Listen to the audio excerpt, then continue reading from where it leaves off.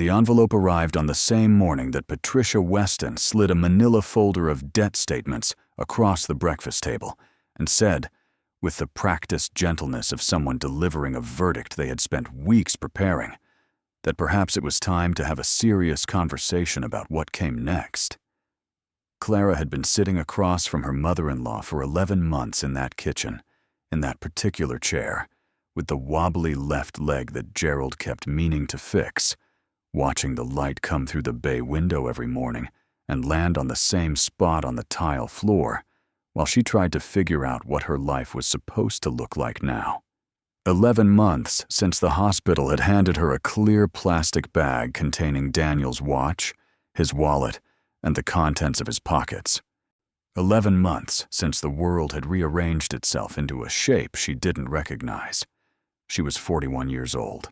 Her daughter Nora was 13, and sleeping in the guest room down the hall, with a purple sleeping bag pulled over her head every morning until 8:45, which Patricia had noted twice in the past week was not a productive schedule for a young girl. Clara had $43 in her checking account, a teaching credential that had expired 2 years earlier when Daniel got sick the first time, and she'd stopped renewing anything, and $94,000 in combined medical debt that the hospital's billing department called about on the second and fourth Tuesday of every month with the cheerful consistency of a subscription service. The manila folder Patricia pushed across the table held printed statements, everything itemized. Clara had stared at it for a long moment, long enough to notice that Patricia had used a paper clip rather than a staple, which meant she'd thought about this, had prepared it somewhere private, had made it look organized and official so that the conversation would feel like inevitability rather than eviction. Patricia's voice was the kind that had teeth inside it. We just think, and Gerald agrees completely, that staying in limbo isn't serving you or Nora. And there are wonderful programs, government assistance, transitional housing. It's nothing to be ashamed of. Clara didn't say anything. She was looking at the paperclip. That was when Nora appeared in the kitchen doorway in her socks, hair flattened on one side from sleep, holding a piece of mail she'd retrieved from the floor near the front door slot. Her voice was still half asleep and entirely without ceremony. "Mom, this one has a Vermont stamp." The envelope was cream-colored and heavy, the kind of paper that announced itself before you opened it. The return address read, Aldrich and Ferris, Attorneys at Law, Millhaven, Vermont. Clara's name was written in the center in the formal, unhurried script of someone who had composed correspondence by hand for decades. Not typed. Written. She opened it at the breakfast table while Patricia sat across from her with the expression of someone waiting for a medical result. The letter was 4 pages. Clara read it twice, slowly, before she said anything. Then she set it down on top of the manila folder with its paper clip and its itemized statements. And she looked out the bay window at the November yard, and at the bare oak tree Daniel had planted the summer Nora was born, that had grown into something substantial and permanent, and she felt something shift in her chest that she hadn't felt in 11 months. It wasn't hope, exactly. It was more like the sensation of a window opening in a room you had forgotten was sealed. Her great-aunt Edith Hargrove Calloway had died 6 weeks earlier, at the age of 93, in a small care facility outside Burlington, Vermont. Clara had met Edith exactly twice. Once at a family reunion when Clara was 8, when a very tall, very thin woman with silver hair coiled at the back of her neck had handed her a piece of butterscotch candy and said, without preamble, that Clara had her grandmother's eyes, which was a gift most people didn't appreciate until it was too late. The second time was at Clara's mother's funeral, 17 years ago, when Edith had appeared at the back of the church like a punctuation mark and disappeared before the reception. They had exchanged Christmas cards. That was the entirety of their relationship. Edith Hargrove Calloway had died with no children, no surviving siblings, and no closer relatives on the Hargrove side of the family than Clara. And she had left, in its entirety, her only remaining asset to Clara Jean Weston, née Porter. The Hargrove Gatehouse, located at the eastern boundary of what had once been the Hargrove estate, on a parcel of land measuring 3 acres, 214 square feet, in the township of Millhaven, Vermont, built in 1851, last occupied in 1993. Patricia read the letter when Clara handed it across the table. Her face moved through several expressions in quick succession, none of which landed on anything resembling congratulations. "Well," she said finally, setting it down. "That's something. What's the condition of the property?" Clara said she didn't know yet. "You'll need an inspection before you make any decisions. These old places can be money pits. The right thing to do is probably sell the land and use whatever comes from it toward the debt situation." Patricia said the debt situation the way other people said the cancer, which was with a lowered voice and a slight forward lean that implied both sympathy and the expectation of tragedy. Nora was reading over Clara's shoulder, her chin resting on the top of Clara's head. Her breath smelled like toothpaste. She said quietly, so that only Clara could hear, "Gatehouses are the ones at the entrance of big estates, right? Like in movies?" "Like in movies," Clara said. Nora thought about this for a moment. "We should go see it." Patricia looked up from her coffee. "Vermont in November is not a casual trip, Nora," Nora said without looking at her grandmother. "We weren't talking to you." The silence that followed that sentence was the most expensive silence Clara had sat in since the hospital. She put her hand over Nora's, which was still resting on her shoulder, and squeezed once. She called Robert Aldrich that afternoon from the upstairs bathroom, with the door locked and the exhaust fan running, which was where she made all her important phone calls, because it was the only room in the Weston house where she could hear herself think. Well, Robert Aldrich was 68 and had the voice of a man who had spent 4 decades delivering complicated news to people who weren't prepared to receive it. He was patient and specific, which Clara appreciated. He told her that Edith had updated her will 14 months before her death, which placed the change roughly 2 months after the last Christmas card she'd sent Clara, a simple card with a Vermont landscape on the front and a single line inside in Edith's handwriting. "Some things are worth more than they appear. Merry Christmas." She had not understood that at the time. She had taped it to the refrigerator because the landscape was pretty, and Daniel had been starting his 2nd round of chemotherapy that week, and she had been thinking about 17 other things. The property, Robert Aldrich told her, I had not been on the market and would not easily get on the market in its current condition. The 3 acres had value. The structure itself was another matter. He paused here with the deliberateness of someone choosing words that were accurate without being discouraging, and then said that Edith had received 2 structural assessments in the previous 5 years at Clara's request, and both had recommended significant intervention.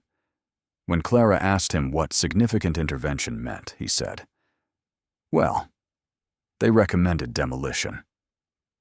She drove to Vermont 4 days later, alone, leaving Nora with Patricia, and a list of school assignments and the understanding, communicated through the specific look Clara had developed over 13 years of motherhood, that being civil to her grandmother was not optional.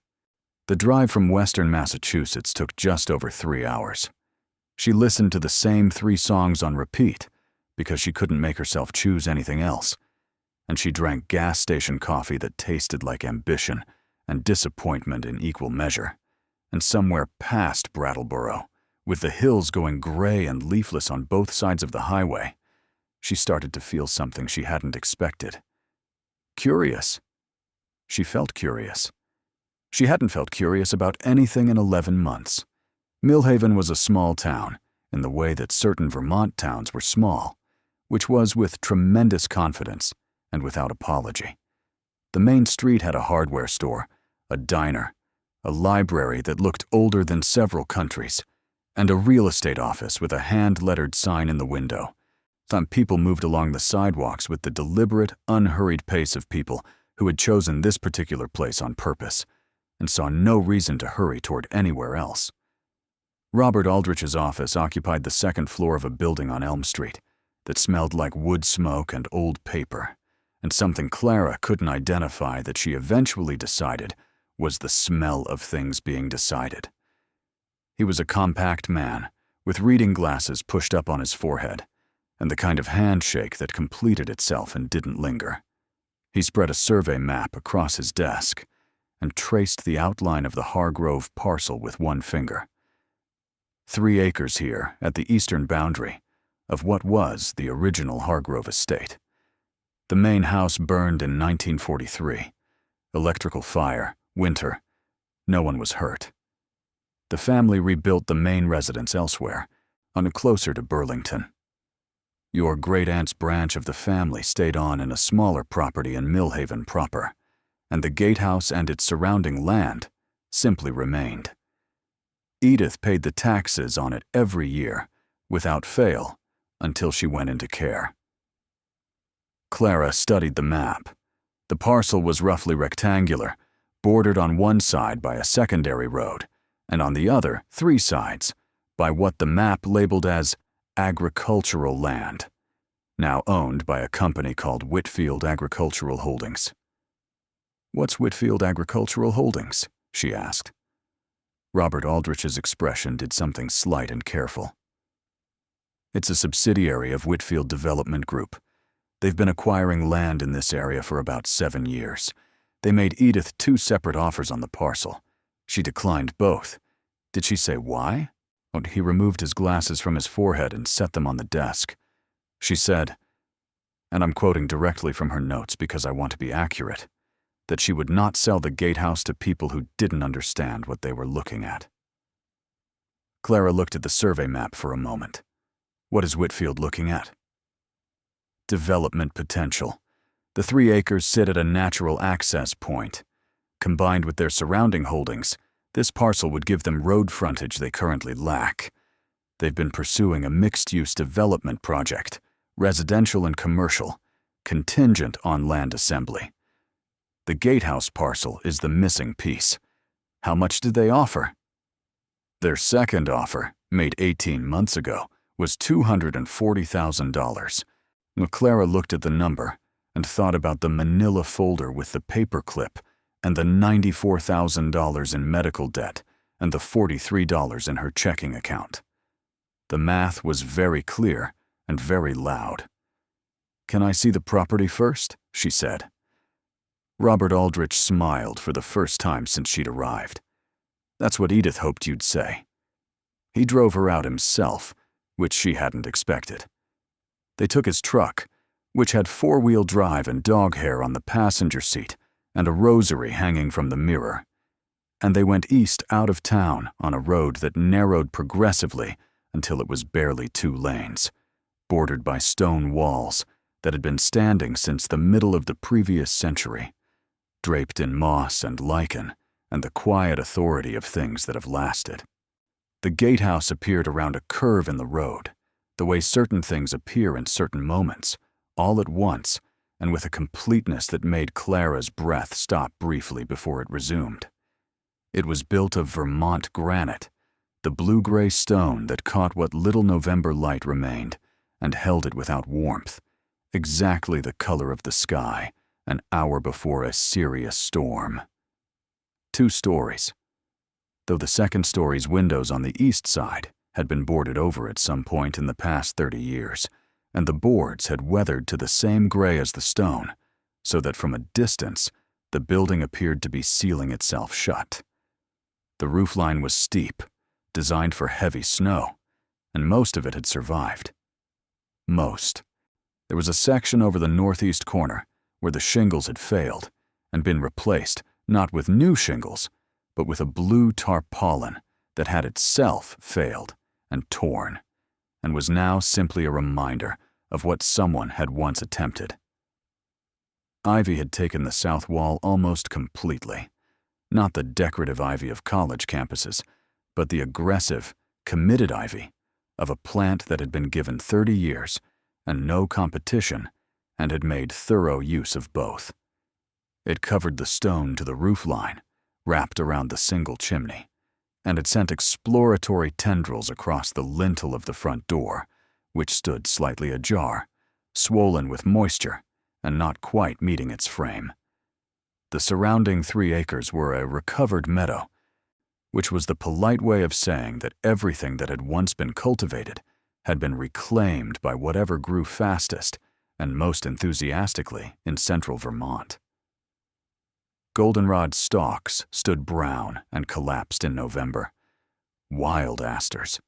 Sumac volunteers that had become shrubs and then something approaching small trees. A stone wall marked the boundary on 2 sides. Several sections collapsed to rubble, the rest standing with the stubborn commitment of things that were built to outlast everything around them. "It's something," Robert Aldrich said beside her, with the careful neutrality of a man who had shown many properties to many people and had learned to let the property speak before he introduced his own interpretation. Clara didn't say anything for a long time. She was looking at the front door and thinking about the fact that it had been standing ajar, not closed, not latched, as if someone had recently gone in or gone out, or as if the house itself had grown tired of being shut against the world. She said, "I want to go inside." The interior smelled the way a stone house smells after 30 years of minimal occupation. Cold and particular, with a mineral note underneath everything else, the smell of the stone itself exhaling slowly in the dark. The entry hall was narrow and taller than she expected, with a plaster ceiling that had cracked in long diagonal lines but had not fallen, and a floor of wide pine boards, 12 inches across, that had dried and cupped slightly at the edges, but were otherwise sound. The rooms were small, the way rooms in 1851 were small, which was with a purposefulness that felt different from modern small. The parlor to the left of the entry had a fireplace with a granite surround, intact, and a window seat built into the south wall, and the wide pine floor continued throughout, and the remaining glass in the undamaged windows was the old kind, slightly wavy, that made the November meadow outside ripple gently when you looked through it. The kitchen at the back of the house was a different matter. Someone had attempted a renovation at some point in the 1970s that had not been completed, which was in some ways worse than no renovation at all. Laminate cabinet fronts peeled away from plywood cores, a sink that had gone to rust, a linoleum floor in a harvest gold pattern that had curled at the seams and cracked in the center. But the walls were still plaster over lath over granite, and the ceiling was still intact, and the east window looked out onto what must once have been a kitchen garden, the stone raised beds still visible beneath the encroachment of the meadow, like the outlines of an old argument you could still trace even after the original voices were gone. Upstairs were 2 bedrooms and a small bathroom, the bath a later addition judging by the way the plumbing pipes were surface-mounted along the baseboard, a concession to modernization that had never been absorbed. The northeast bedroom, the one whose windows had been boarded, was dim and close, but when Clara moved to the window and pressed her hand against the board, it gave slightly, dried out and weakened by 30 winters.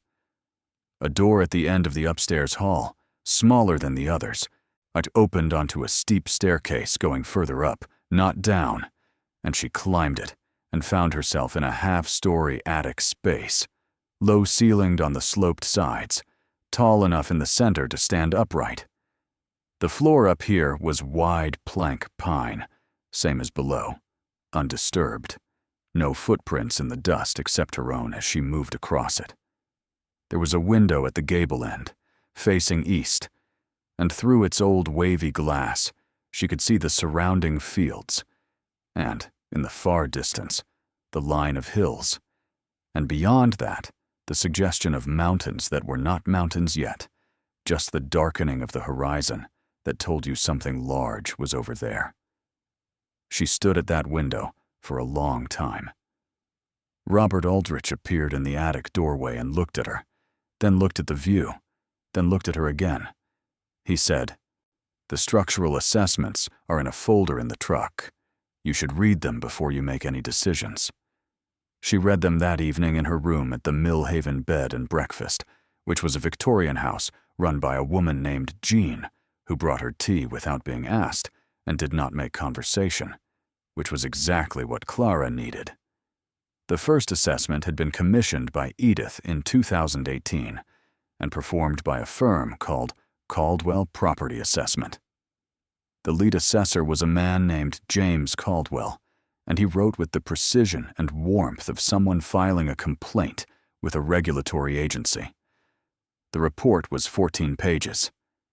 Clara read every word. The summary, on page 2, used the following language, so which Clara remembered verbatim because she read it 4 times. Given the observed structural compromise to the northeast roofline, the evident moisture intrusion and associated wood deterioration in the upper floor framing, the failed pointing in the chimney stack and associated fire hazard risk, the non-code plumbing and electrical systems, and the infestation evidence in the basement subfloor, it is the assessment of this office that rehabilitation of this structure to a safe and habitable standard would require expenditure substantially in excess of the property's assessed land value. Demolition and site clearing is recommended. The second assessment, commissioned in 2020 by a different firm at Edith's request, had been performed by a woman named Susan Park, whose report was more concise and reached the same conclusion with less preamble. The structure has outlived its practical utility. Recommend demolition. Clara set both reports on the bed beside her. She drank her tea. She thought about the wide pine floor and the wavy glass windows, and the view from the attic gable end, and the front door standing ajar, as if the house had been waiting for someone. She thought about the Christmas card taped to a refrigerator she no longer lived in front of. Some things are worth more than they appear. She called Nora from the bed. Her daughter answered on the second ring. She'd been doing homework. She said, "What's it like?" "It's a mess," Clara said. "The northeast corner of the roof has failed, and the kitchen was renovated badly in the 1970s, and there's 30 years of ivy and goldenrod and structural reports recommending demolition." Nora was quiet for a moment. But the floors are original wide plank pine, and the walls are Vermont granite, and the attic window faces east over the fields, and I stood at it for 10 minutes, and I didn't think about the debt statements, or the paperclip, or the hospital billing department once. Another silence. Then Nora said, "When do we go?"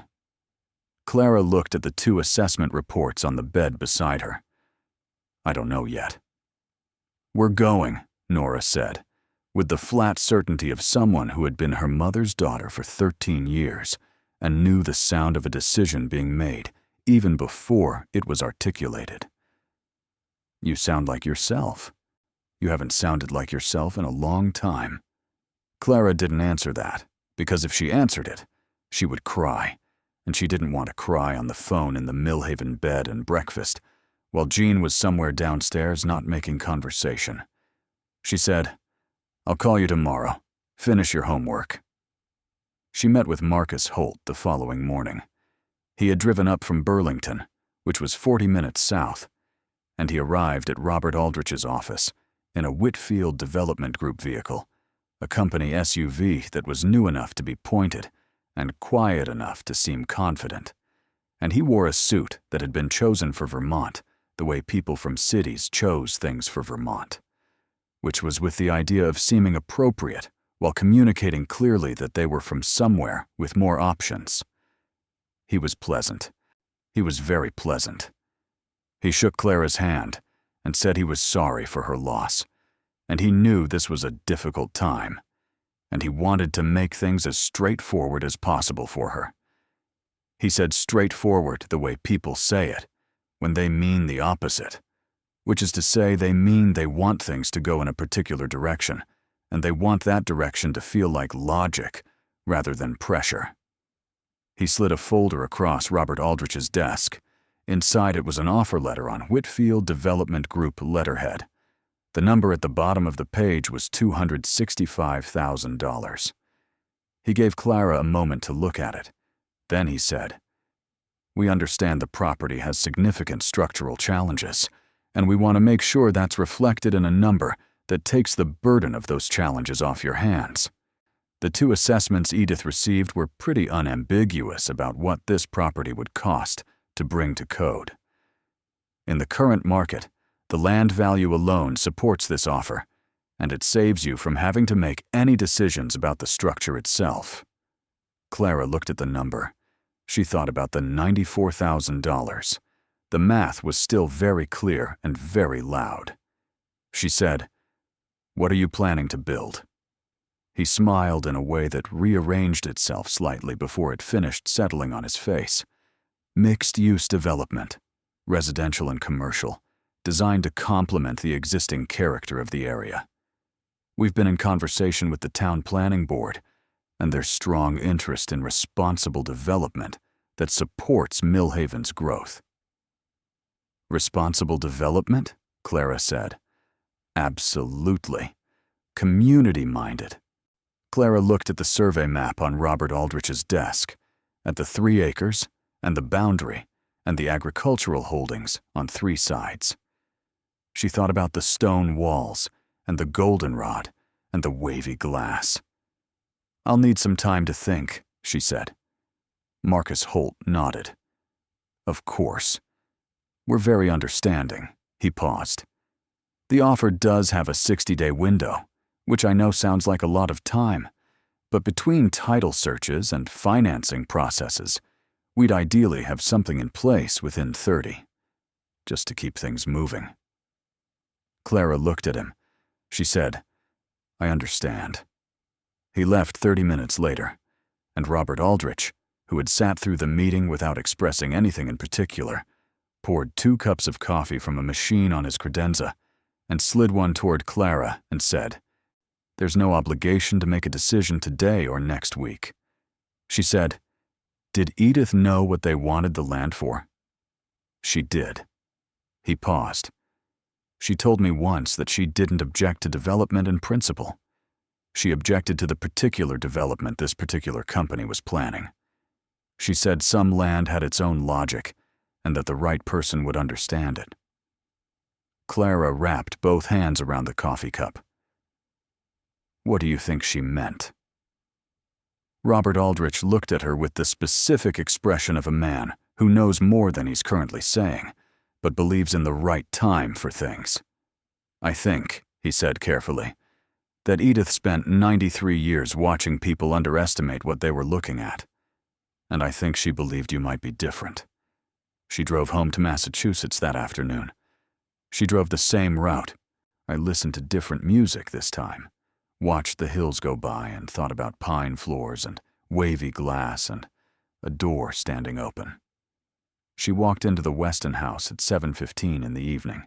Patricia was in the kitchen making tea. Gerald was watching television in the den. The house smelled like the particular cleanliness of a house that was maintained rather than lived in, which was different from the smell of the Gatehouse, which smelled like a house that was waiting.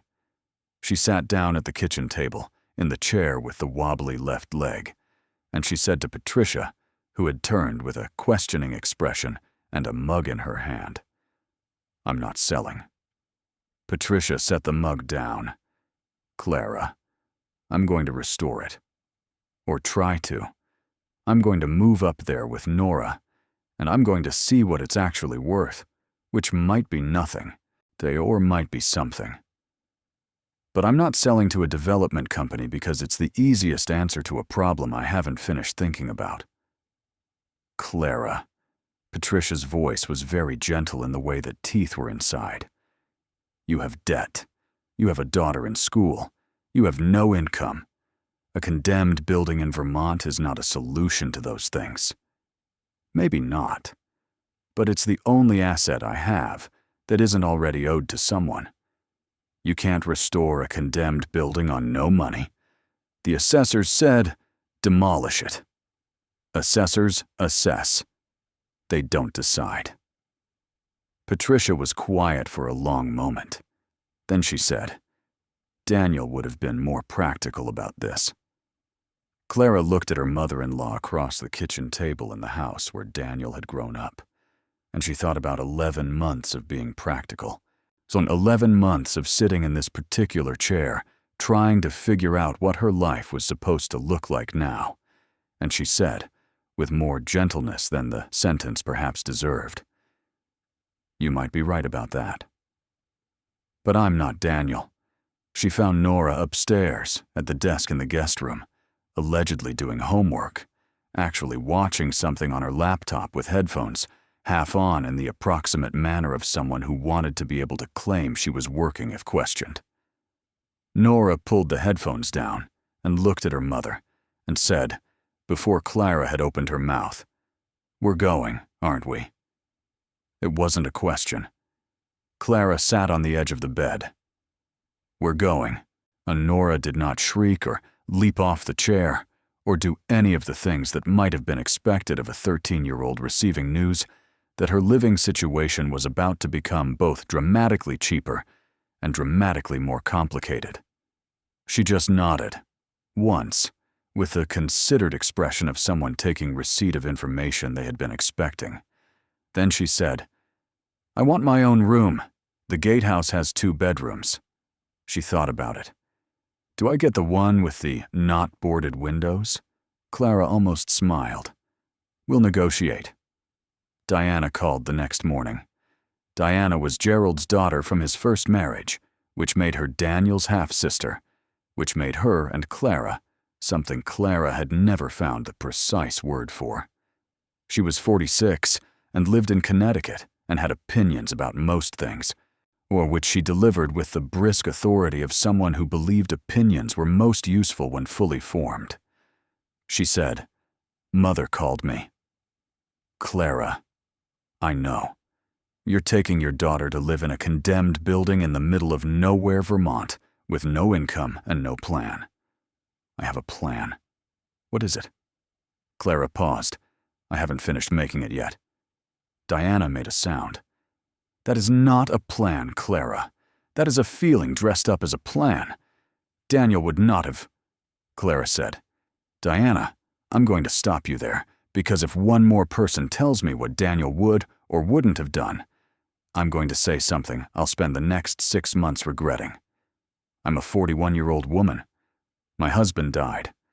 I have a daughter, a 3-acre parcel, and a gatehouse that every assessor in Vermont thinks I should bulldoze. And I'm going to go up there and look at that property properly, not through the lens of a liability assessment, but with my own eyes, and figure out what I actually have." Diana was quiet. Then she said, "And what if what you have is nothing?" "Then I'll have learned that for myself," Clara said. She hung up. The drive to Millhaven with Nora 3 weeks later was different from the solo drive.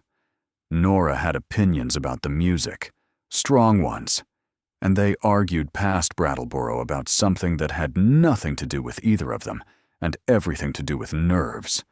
And then, somewhere around the state line, the argument resolved itself without either of them formally ending it, the way arguments between people who love each other often do, and they drove the last hour in something that was companionable rather than tense. The truck they borrowed from Clara's brother Kevin was old enough to have manual windows and a cassette deck and an AM radio, and it held everything they owned that mattered, which fit into the bed with room to spare. And Clara tried not to think about what that meant. The gatehouse looked different in December, starker. The goldenrod and the sumac were skeletal now, the meadow reduced to its essential geometry, and the granite walls appeared to absorb the pale winter light rather than reflect it. The ivy on the south wall had lost its leaves but maintained its grip. the brown vines pressed flat against the stone, like a map of something. The front door still stood slightly ajar. Nora got out of the truck and stood in the drive for a long moment. She was wearing her good coat, which was too thin for Vermont, and her breath made small clouds in the cold air. She tilted her head back and looked at the roofline, following it along to the northeast corner, where the tarp had finally given entirely, and the failed section was simply open to December. She said, "It's bigger than I thought." "It's bigger inside than it looks from outside," Clara said. "How can that be?" "The way the rooms are arranged. The stairs go up further than you expect." "Come see?" Nora followed her through the front door that gave with the same reluctant swelling as before, and her footsteps on the wide pine boards made a different sound than Clara's had, lighter and quicker, and she moved through the rooms the way young people move through new spaces, quickly and without ceremony, pausing here and there for reasons that weren't always obvious. She stopped longest at the parlor window seat, sitting in it, pulling her knees up, looking out at the winter meadow through the wavy old glass. "This glass is weird," she said. "It's original. 19th century glass has small impurities that make it not quite flat."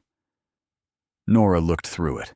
"It makes everything ripple," Clara said, "like looking at something through moving water." Nora didn't answer. She was watching the meadow ripple in the glass. They made the northeast bedroom habitable first, which took 4 days and required 3 trips to the hardware store in town, where a man named Pete sold Clara a propane space heater without any particular judgment, and told her the east meadow wall had been stone-laid by Josiah Hargrove himself in 1852, which was how Pete talked about everything in Millhaven, with the easy certainty of someone who had absorbed the town's history without being asked.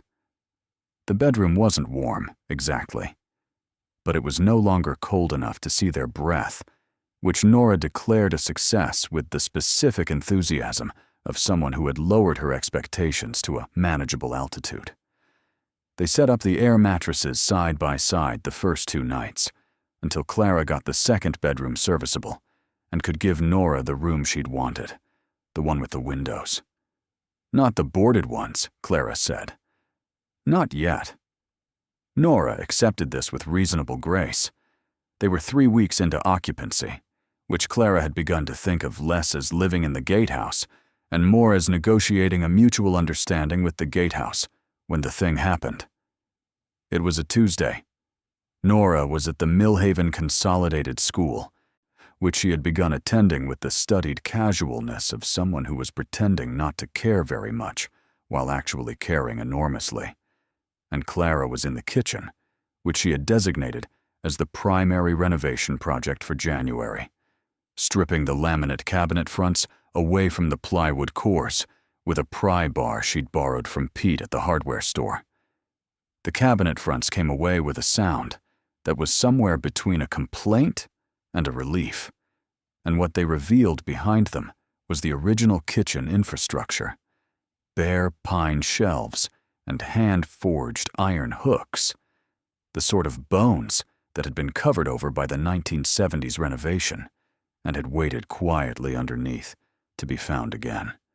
She worked for 2 hours, pulling and stacking, and when she'd cleared the cabinet fronts from the lower section, she crouched down to assess the damage to the plywood base and saw, behind where the cabinets had stood, a door. Not a large door, roughly 3 feet wide and 4 feet tall, the kind of door that requires you to duck to enter, set into the kitchen's north wall and painted the same harvest gold as the laminate cabinets, which was why it had been entirely invisible behind them. The paint was the laminate paint, which meant someone had painted the door the same color as the renovation, at the same time as the renovation, which meant someone had known the door was there and had covered it deliberately. She sat back on her heels and looked at the door. It had a latch rather than a knob, a simple iron bar latch of the type used throughout the house on interior doors. The original hardware. The latch sat horizontal. She reached out and lifted it. The door swung inward easily, which surprised her. Everything in the gatehouse moved with reluctance, with the friction of years and swollen wood and settled frames. But this door swung open as if it had been opened recently, as if its hinges had been maintained. The stairs beyond it went down. She hadn't known there was a cellar. The Caldwell assessment mentioned a basement subfloor infestation in its conclusion. She had noted it and moved on, assuming a standard basement, damp and problematic. But the assessments had focused on the structure above ground, on the roofline, and the framing, and the plumbing, and the electrical. Neither report had described what she was looking at now. She found a flashlight in the kitchen drawer, the heavy utility flashlight she'd bought in the first week, and she went down. The cellar was larger than the house above it. That was the first thing that didn't make sense, which she noted and set aside temporarily. The house was built on a granite foundation, and the cellar was the interior of that foundation. But the foundation extended further to the north than the building's footprint, so that when she stood at the bottom of the stairs and moved the flashlight beam across the space, the far wall was a good 10 feet further than the corresponding wall above her head. The ceiling was granite, the underside of a great flat capstone laid across the top of the foundation, and the walls were granite, and the floor— She stopped moving the flashlight. She held it steady.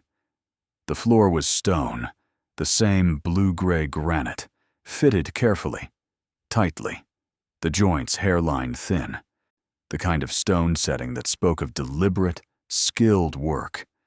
And across the center of that floor, in a pattern that was not immediately apparent until the flashlight found the right angle and the shadows fell correctly, there was a difference.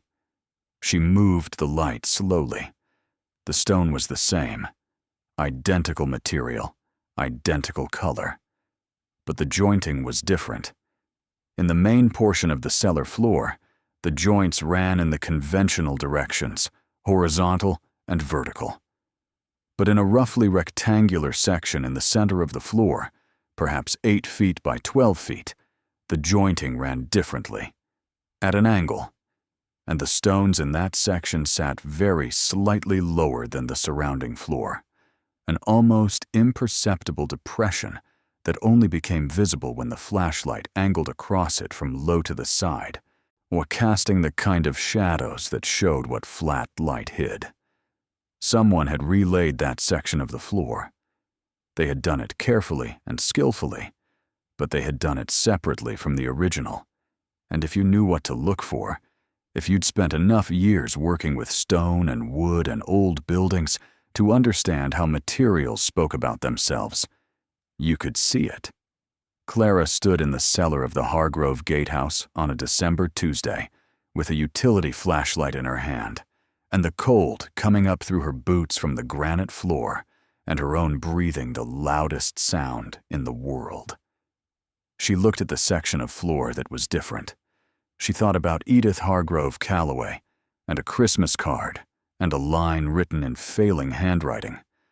Some things are worth more than they appear. She stood there for a long time. Then she went upstairs, into the kitchen, and sat down at the folding table she and Nora used for meals, and she called Robert Aldrich. He answered on the third ring. She said, "I need to ask you something." He said, "Of course." She said, "Did the structural assessments include the cellar?" A pause, then slowly, "Not in detail. The Caldwell report mentioned moisture intrusion and pest evidence. The park assessment noted foundation soundness. Neither one went into the cellar at length, as far as I can recall. Neither one described the floor? The floor? There's a section of the cellar floor that was relaid," she said. "Laid separately from the rest, and more recently. I don't know how much more recently, but meaningfully. And the section sits slightly lower, which only shows at a certain angle of light." She heard Robert Aldrich shift in his chair, a faint creak that told her the chair was old and the office was quiet. He said after a moment, "Did Edith ever mention the cellar to you?" "No. We weren't close enough for that. But she mentioned the property once. She said some things were worth more than they appeared." Another pause, longer this time. "Clara," he said, "I need to tell you something that Edith told me in confidence during her last year. I've been uncertain about whether it was my place to share it. But given what you're describing, I think the time has come." She waited. He said, "Edith was the youngest child of William Hargrove, who owned the estate before the fire. William's elder brother, Thomas Hargrove, was the family patriarch, and a man who'd built the original fortune through textile manufacturing and land investment in the first decades of the 20th century. Edith told me that Thomas had a particular characteristic common to men of that era, who had built wealth through their own effort rather than inherited it, which was a profound distrust of institutions, banks specifically. He'd been a young man during the Depression, and he'd watched banks fail, and he'd watched people lose everything they'd put in trust." Clara was very still. Robert Aldrich continued. Edith said Thomas believed that the only safe place for tangible assets was tangible earth. She said he'd told her once, when she was very young, that a man who couldn't put his hands on what he owned in 15 minutes wasn't an owner at all. He was just a name on a piece of paper. Clara closed her eyes for a moment. "What happened to Thomas Hargrove?" she asked. "He died in 1948, 5 years after the main house burned. He'd already moved to Burlington by then. Most of the family moved. Edith stayed in Millhaven, in her own way. She was the last one who remembered the estate as it had been." Clara opened her eyes and looked at the door in the kitchen wall, standing open, the top of the cellar staircase visible in the gap. She said, "Robert, what do you think is under that floor?" He was quiet for a long moment. Then he said, "I think that depends on how much you trust what Edith believed she was leaving you." She looked at the door. "I'm not going to open it today. I'm going to wait until Nora gets home." "That sounds right," he said. "Some things deserve a witness." She hung up and sat at the folding table in the kitchen, with the flashlight in her hands and the cellar door standing open to her left. And outside, the December light moved across the fields in the long, angled way of winter light in New England, touching everything sideways and finding depths that weren't visible at noon. She sat there for 2 hours. She did not go back down the stairs. She sat and she thought about Thomas Hargrove, who had built something with his hands and trusted no institution to protect it, and about Edith, who had kept paying the taxes on a piece of land for 50 years and updated her will to leave it to a woman she barely knew, and about Daniel, who had planted an oak tree the summer Nora was born and who would never see it grow into anything final, and about Nora, who was 13, and in a new school, in a new town, in a house that every qualified professional in the state had recommended demolishing.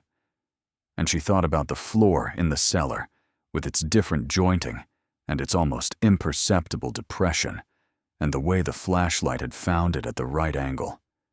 She thought about the way certain things only became visible at a certain angle of light, the way certain truths waited patiently in the dark for the particular eye that knew how to look. When the school bus stopped at the end of the road, and she heard Nora's footsteps on the gravel of the drive, and then the familiar sound of the front door complaining against its swollen frame, she stood up. She called out, "Nora." Her daughter appeared in the kitchen doorway, backpack still on, cheeks red from the cold, and looked at the open door in the north wall, the one that had been hidden behind the laminate cabinets, and then looked at her mother. "What did you find?" she said. Clara picked up the flashlight. Come see." Nora stood at the top of the cellar stairs and looked down into the dark for exactly 3 seconds. Then she said, "We need better flashlights," and went to get her headlamp from her bedroom, the one she'd used for reading under the covers in the Weston guest room during the months when she'd needed to be somewhere other than the room she was in without actually leaving it. Clara waited at the top of the stairs, one hand on the doorframe. She could feel the cold coming up from below in the specific way of underground cold, which was different from winter cold, steadier and more fundamental. The temperature of the earth itself rather than the temperature of the air above it. Nora came back with the headlamp strapped to her forehead, clicked it on, and looked at her mother. "Do you have a pry bar? In the kitchen by the cabinets. We'll need it." They went down together. Nora first because the headlamp was better than the flashlight, and the stairs were stone, steep and narrow, and at the bottom they stood side by side, and Nora turned her head slowly, the headlamp's beam sweeping the space, and said nothing for a moment. "It's bigger than upstairs," she said finally. "The foundation extends north. The building stops, but the cellar doesn't." Nora walked to the north wall and put her hand against it. The granite was dry.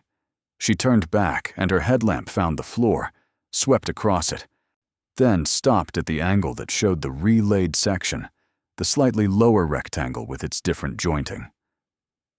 "That's it," she said. "That's it." Nora crouched and put her palm flat against the stone in the relaid section. She was quiet for a moment. Then she said, "The joints are different. I can feel them." Clara hadn't thought to try that.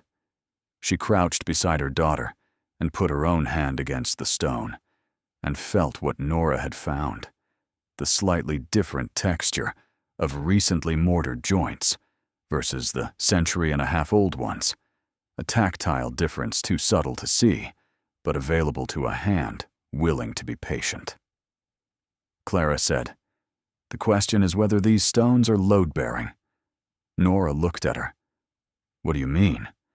"The floor of a root cellar in 1851 doesn't need to bear weight the way a structural floor does.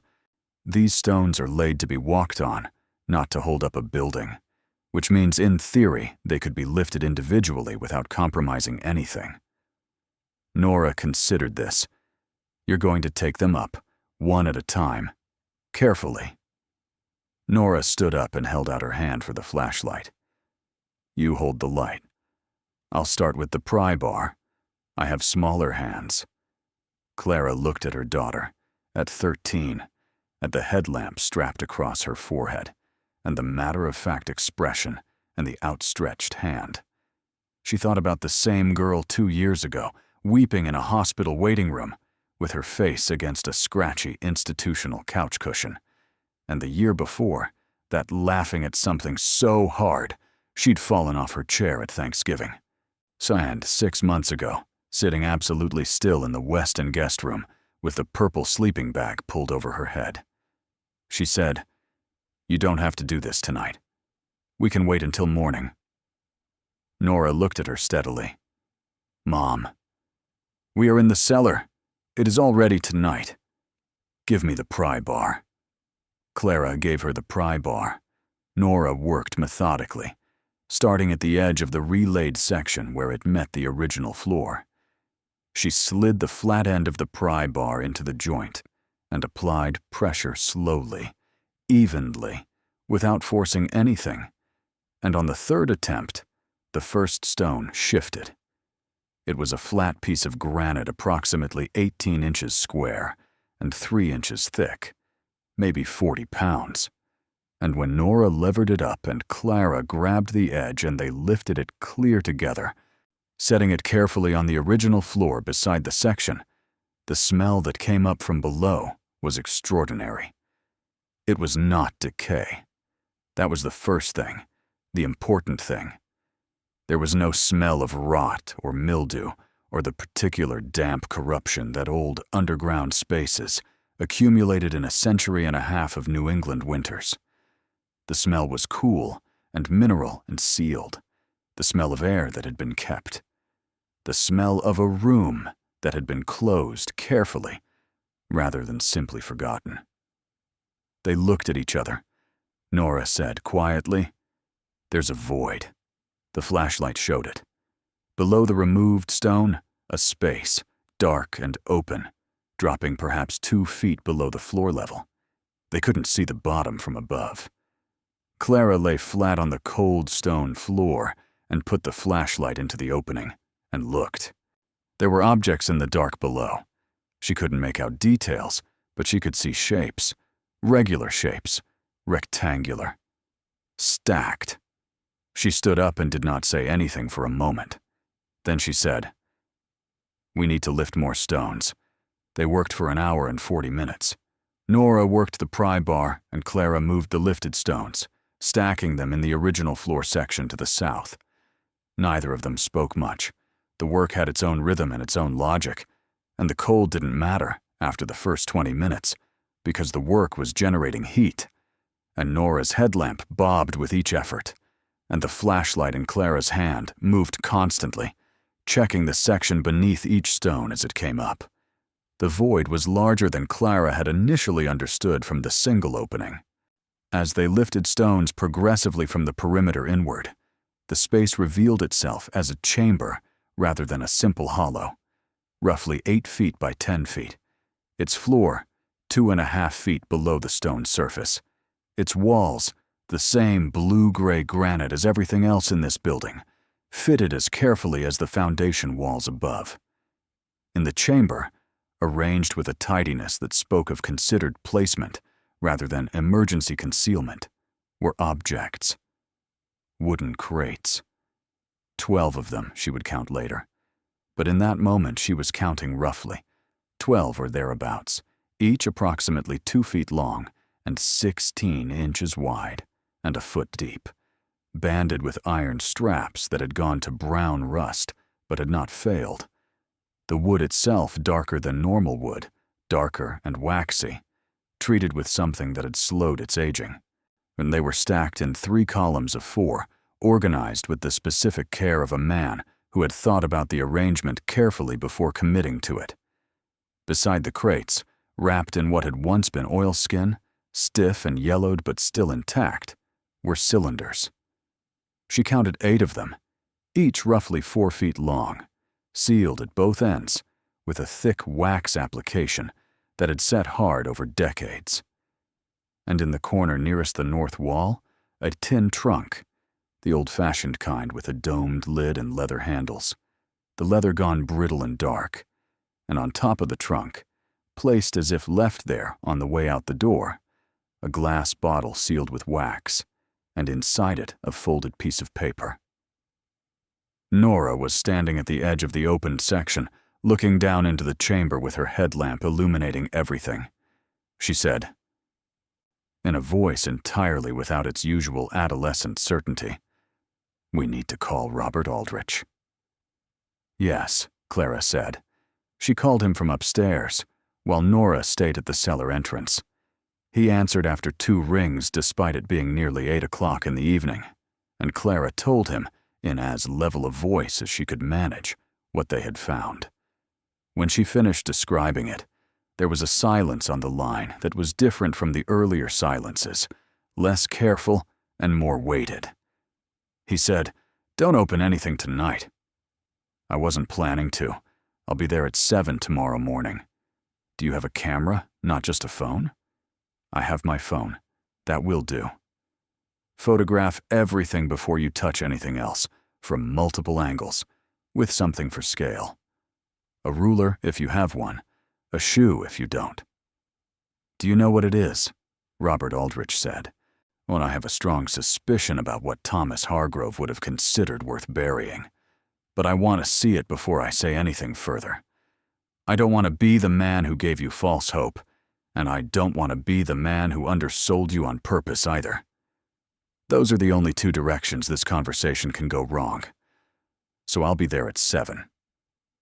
He arrived at 6:55, which told Clara what she needed to know about the kind of person he was. He came with a professional camera he didn't explain, and a thermos of coffee he shared without being asked, and he went down into the cellar without speaking, and he stood in the opened sections and looked at the chamber below for a long time.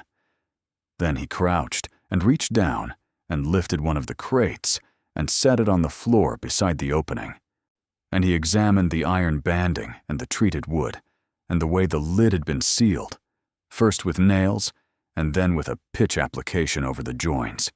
He said, "Get me the pry bar." The lid of the first crate came off with a sound that was dry rather than damp, which was itself a kind of answer. Inside the crate, packed in oilskin that crinkled stiffly when Robert Aldrich moved it aside, were coins. Not scattered coins, not a random accumulation. They were arranged in cloth-wrapped columns, each column bound with a strip of leather, each column containing what Clara would later count as 25 coins. 12 columns to the crate. 300 coins in the first crate alone. Robert Aldrich picked up a single coin and held it in the flashlight beam. It was gold. The particular dense gold of old coinage, heavy for its size, and on the face on it was a monarch's face, a woman in profile, and around the edge the words, Victoria de Gra Brit, Regina fa de Def. Robert Aldrich said very quietly, "British gold sovereigns, Victorian era." Clara looked at the coin in his hand. "What are they worth?" He turned the coin over, examining the reverse, the design of a man on horseback. A sovereign in this condition would typically sell for somewhere between $400 and $700 at specialist auction. Possibly more, depending on date and mint marks. He paused. "There are 12 crates," Nora said, from over Clara's shoulder. 300 times 12 is 3,600 coins. Robert Aldrich looked at her. "That's right. 3,600 coins at $400 to $700 each," Clara said. He nodded once. She did the math. Although she had not cried since arriving in Vermont 3 weeks earlier. Not once. Not because she was not the kind of person who cried, but because she had been holding herself at a particular angle of concentration that didn't leave room for it. But standing in the cellar of the Hargrove Gatehouse with a Victorian gold sovereign in Robert Aldrich's hand, and the opened chamber in the floor, and 12 crates of the same below her, she felt something move through her chest that she could not immediately identify. It wasn't grief, and it wasn't relief, and it wasn't joy, and it wasn't any of the emotions she had a ready name for. It was something that felt like standing in a doorway with one foot on each side, looking both directions at once. Nora put her arm around Clara's waist from the side, not saying anything. Just putting her arm there. Robert Aldrich set the coin carefully back in the crate. He said, "We haven't opened the cylinders yet." They brought the cylinders up from the chamber one at a time. 8 of them, 4 feet long, sealed at both ends with wax. They laid them on the cellar floor, and Robert Aldrich stood over them with the camera and photographed them from every angle. The wax at the end of the first cylinder broke cleanly when he applied the pry bar with care, and the oilskin inside was stiff but intact. And inside the oilskin was a canvas roll, and Robert Aldrich unrolled it 3 inches and stopped. He put the camera down. He straightened up and took 2 careful steps backward, as if the thing on the floor required more distance than he had initially allowed. He said, in a voice that was entirely controlled and gave nothing away except by the fact that it was entirely controlled, "Clara, I need you to call an expert in the morning." "What kind of expert?" Nora asked.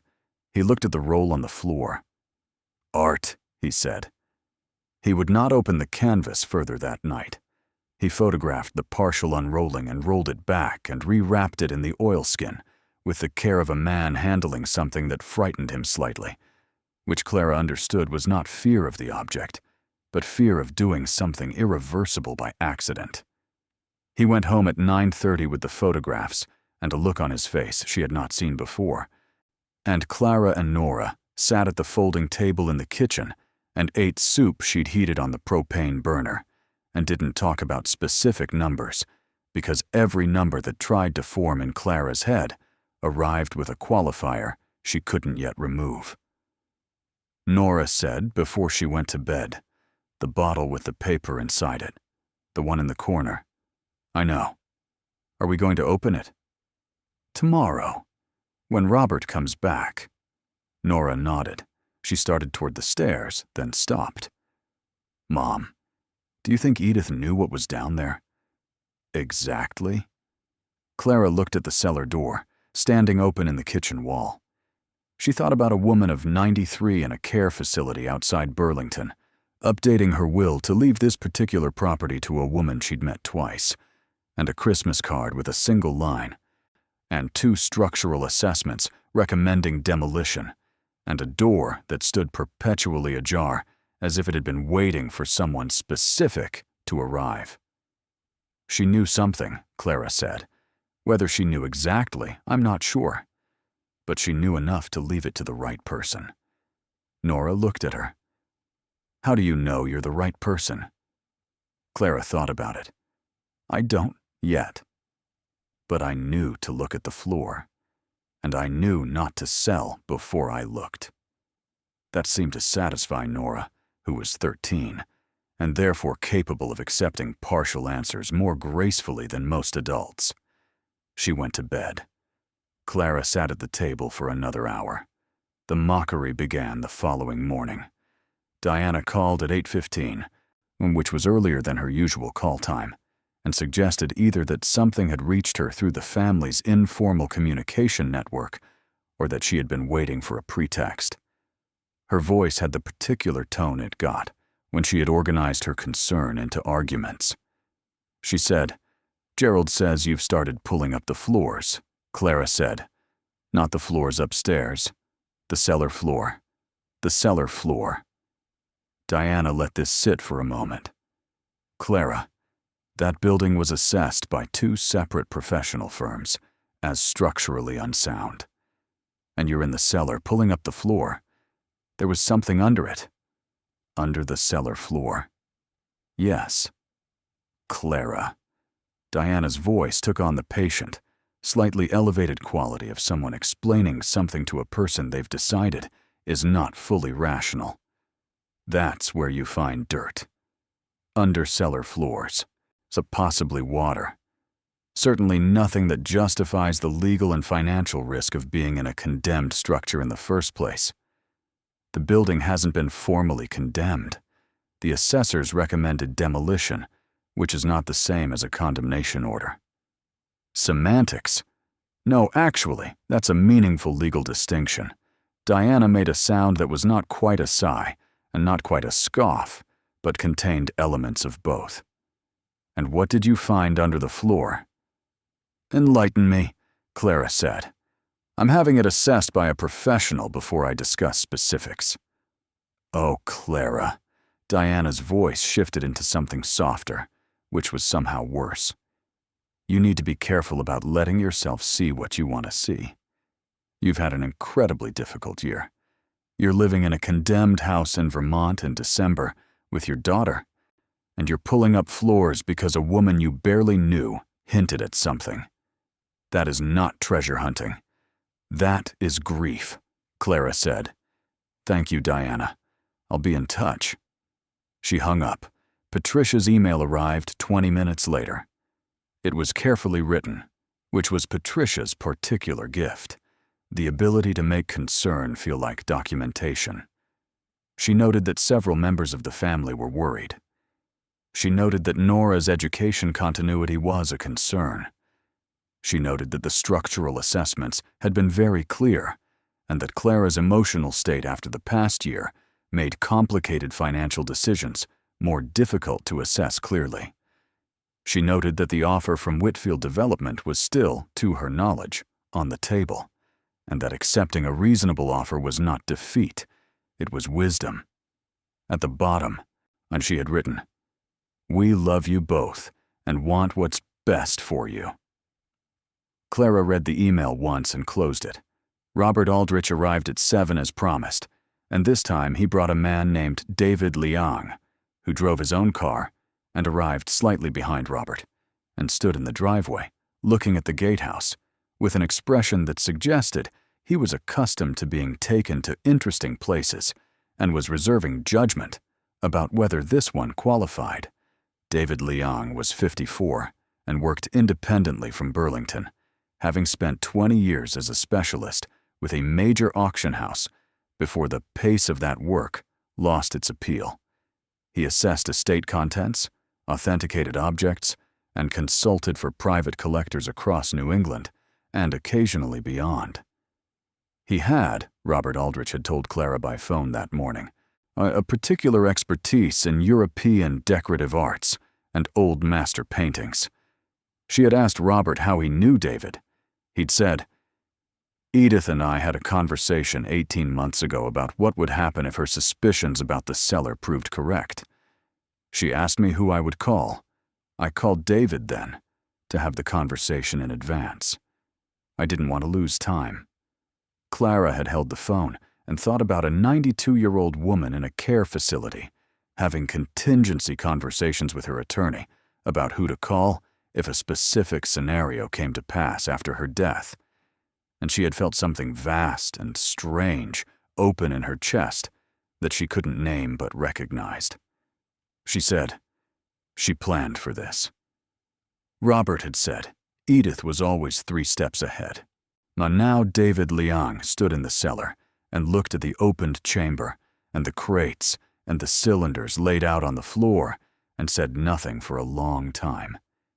He put on white cotton gloves, which he'd brought in a case, and he lifted a coin from the opened crate with the same care Robert had used the previous evening, and he examined it under a magnifying loupe and said, without inflection, "Victorian full sovereign. Possibly 1880s mint. Very good condition for storage. This oilskin arrangement explains the preservation." He put the coin down and moved to the cylinders and crouched beside the partially unrolled one, the one Robert had stopped with after 3 inches. He looked at what was visible without touching it for a moment, then drew back the oilskin further with a steadiness of hand that Clara found reassuring and frightening simultaneously. He unrolled the canvas to approximately 18 inches and stopped. He sat back on his heels. He said very quietly, to no one in particular, "Well, Nora was at school. It was just Clara and Robert and David in the cellar, and the sound of David's voice saying 'well' in that particular register filled the space completely." Clara said, "What is it?" David looked at the canvas on the floor, then at Clara, then back at the canvas. He said, "I can't make a definitive attribution without laboratory analysis and full provenance documentation. You understand that. Whatever I say now is observational, preliminary, not for publication or legal purpose." "I understand," Clara said. He looked at the canvas again. The technique is consistent with Flemish oil on panel composition, 17th century, though this particular work appears to be on canvas rather than panel, which would place it in the latter half of the period. The ground layer visible at this edge is consistent with period preparation. The palette, what I can see of it, suggests someone working in the tradition of the Antwerp school. He paused. The subject appears to be a domestic interior. The rendering of light is exceptional. Clara said, "Can you give me a range? For what it would be worth, if it's what you think it might be?" He was quiet for a long time. Then he said, "If this is what the technique and palette suggest it might be, and that is a significant if requiring proper analysis, you would be talking about a sum that would be meaningfully in excess of anything else in this cellar." Robert Aldrich said, "There are 8 cylinders." David looked at him. "Yes, I'm aware." He did not open any more of the cylinders that morning. He photographed everything with the professional camera he'd brought, from every possible angle and distance, and he took 2 coin samples from the open crate, with Clara's permission, and placed them in archival bags. and he cut a small sliver of canvas from the edge of the opened painting for laboratory analysis, and sealed it in a separate container, and he filled a small notebook with observations written in handwriting, so small Clara couldn't read it from 2 feet away. Before he left, he stood in the kitchen doorway and looked at Clara with the expression of someone choosing words that would be accurate without being irresponsible.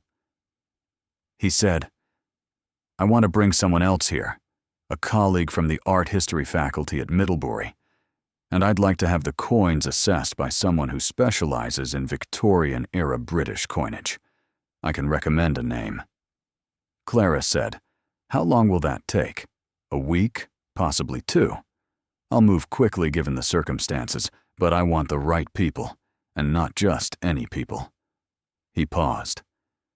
"In the meantime, I'd recommend telling no one beyond yourself and Robert what you've found. Once this becomes public knowledge, the situation becomes complicated in ways that are difficult to manage."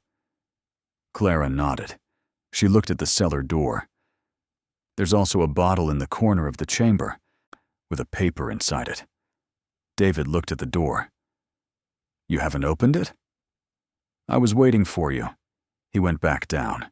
The bottle was old glass, dark green, of the type used for wine or spirits in the 19th century, sealed with a wax application over the cork. David lifted it carefully and examined it under a light, and said there was no sign of degradation in the seal, which meant the paper inside had been preserved in whatever atmosphere the sealed bottle maintained. He extracted the cork with a tool from his kit, working slowly, and the wax broke in one piece rather than crumbling, and the cork came free with a faint sound, and the paper inside was folded in quarters, and he teased it out with a blunt probe, and unfolded it on the stone floor. The handwriting was a man's hand, forceful and clear even across the decades, in ink that had gone from black to brown, but remained perfectly legible. Robert Aldrich read it aloud because Clara's hands were not steady enough to hold the paper. "To whoever opens this chamber. My name is Thomas Hargrove. I am the eldest son of Jeremiah Hargrove, who built this gatehouse in 1851 as an entrance to the estate he built from nothing in the years before the war. This chamber was constructed by my father in 1857, 6 years after the gatehouse was complete, for the purpose of safekeeping assets that he did not trust to any institution. When I inherited the estate, I continued my father's practice and added to what he had begun. The coins are British sovereigns, acquired over 40 years of trading relationships with manufacturers in England and Belgium. The paintings were acquired by my father and by myself between 1895 and 1939. They came to us through legitimate purchase, and I have documentation for each, which is stored in the tin trunk in this chamber. I seal this cellar in the year 1944 because my health is failing, and I have no children, and the person I had intended to leave the estate to died in France in 1943. I leave this for whoever is left of the family to find. The gatehouse will hold. It was built to hold. I ask only that whoever finds this treats it with the care with which it was kept. Thomas Asher Hargrove, November 14th, 1944. Robert folded the letter along its original creases and placed it in an archival sleeve he produced from his jacket pocket, with the preparedness of a man who had anticipated this moment. Clara said, "The person he intended to leave the estate to, who died in France." Robert said, "I'd have to research, but 1943. France. Almost certainly the war." Clara looked at the tin trunk in the corner, the one with the brittle leather handles, the one that Thomas Hargrove had filled with documentation in 1944, the same year he sealed the chamber, and she thought about a man running out of time and placing his life's accumulated careful work into a tin box, and hoping that whoever came next would be worthy of it. she said. There's documentation for each painting. Robert said. Provenance. That makes everything substantially simpler. David said, from the corner. It also substantially increases the value. They left the chamber as it was and went upstairs. The man from Whitfield arrived 2 hours later. This time, it was not Marcus Holt. The man who knocked on the front door of the Gatehouse was younger, mid-30s, with the specifically attentive expression of someone who had been briefed very thoroughly before arrival. He introduced himself as Colin Merritt from Whitfield Development Group's Legal Affairs Office, and he said he was there as a courtesy to discuss the property's status.